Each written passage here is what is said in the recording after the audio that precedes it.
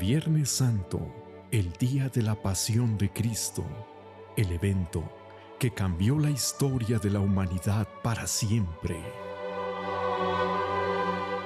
Hace más de 2000 años, Jesús fue humillado, flagelado, clavos perforaron su cuerpo, llevando sobre sí todas las maldiciones.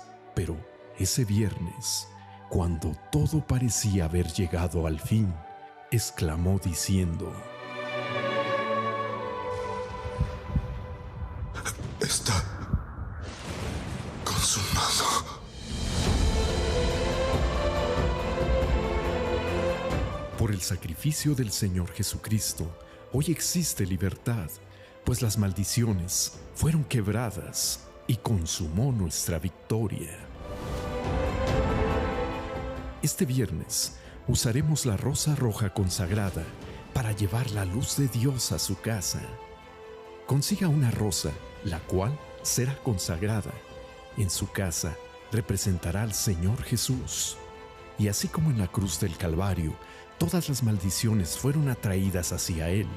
Por la fe, esta rosa absorberá el mal que actúa dentro de su hogar.